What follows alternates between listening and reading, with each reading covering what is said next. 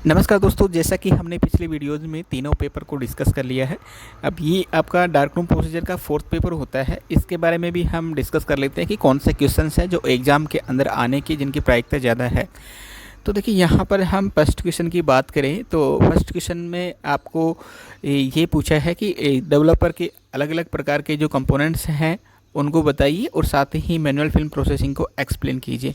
क्योंकि manual film processing से हमेशा क्वेश्चन पुटअप होता है एग्जाम के अंदर, वो किसी भी फॉर्मेट में है, चाहे से 10 नंबर के क्वेश्चन के फॉर्मेट में है या फिर 5 नंबर के क्वेश्चन के, तो हमेशा इससे क्वेश्चन आता है। तो मैनुअल फिल्म प्रोसेसिंग को तो आपको अच्छे से करना है। इसके केमिकल्स डेवलपर के और फिक्सर के दोनों के केमिकल्स आपको याद होने चाहिए।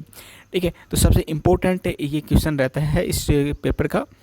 नेक्स्ट हम बात करें शॉर्ट नोट्स की, तो यहाँ पर क्वेश्चन सेकंड में आपको 2 शॉर्ट नोट करने होंगे यहाँ पे, जिसके अंदर मैंने यहाँ पे शॉर्ट नोट बताए हैं। इन शॉर्ट नोट्स को आप अच्छे से करके जाइएगा क्योंकि इनके आने की प्रोबेबिलिटी ज़्यादा है एग्ज़ाम के अंदर।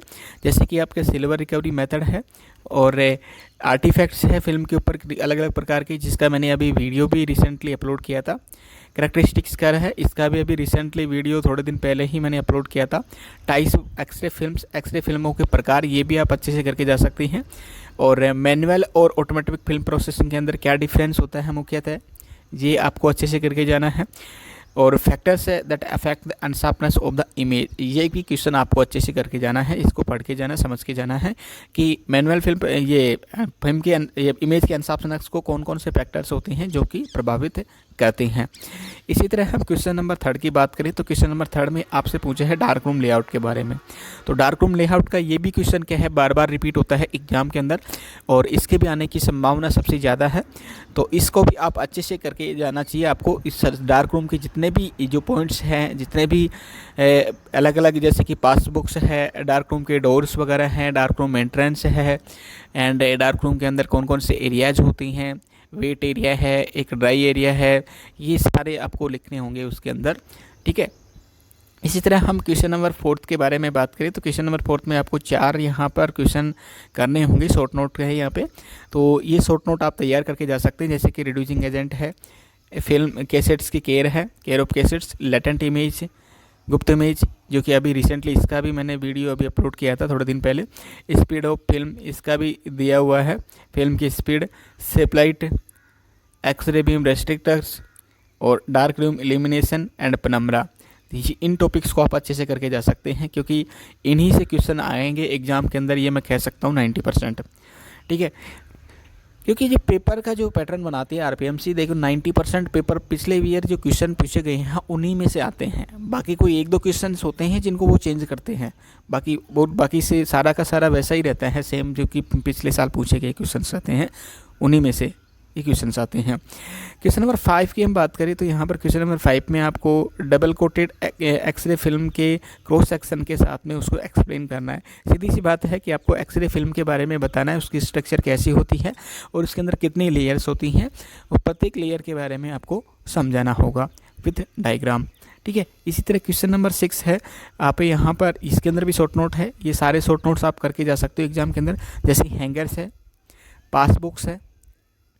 ठीक है, ये भी 2-2 बार 3 बार पूछे गए हैं ये क्वेश्चन में। इस तरह जो एक्सपोज और अनएक्सपोज्ड फिल्म, इसका भी मैंने वीडियो अपलोड किया था अभी थोड़े दिन पहले।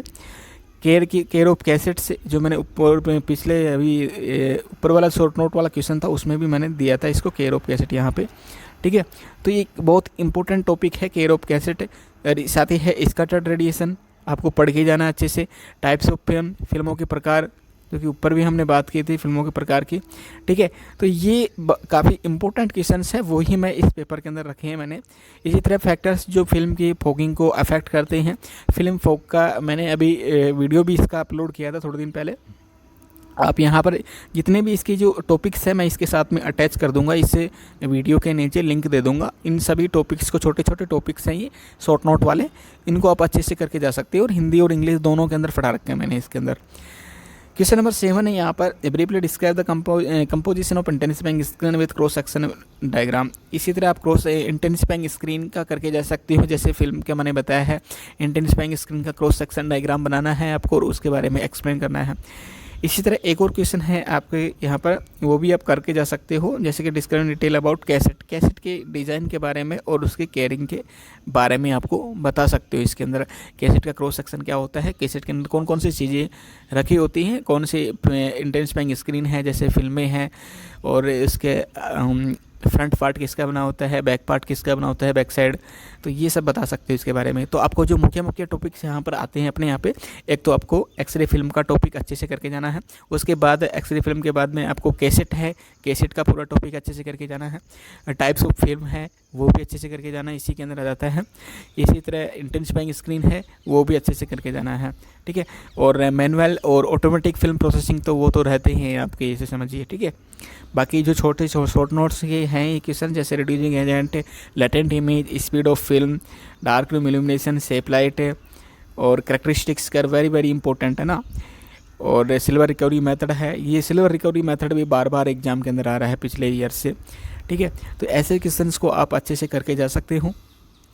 तो यही रहेगा मेरा तो, कि आपको सभी को एग्ज़ाम के लिए बेस्ट ऑफ लक। और मेरे ख्याल से कल से आपके एग्ज़ाम से स्टार्ट होने वाले हैं, 29 से एनाफीजियो एंड पैथो का पेपर है। तो सभी को मेरी तरफ से बहुत बहुत शुभकामनाएं। तो चलिए मिलते हैं आपसे नेक्स्ट वीडियो लेक्चर में एक और नए टॉपिक के साथ। तब तक के लिए आप सभी को मेरा बाय बाय।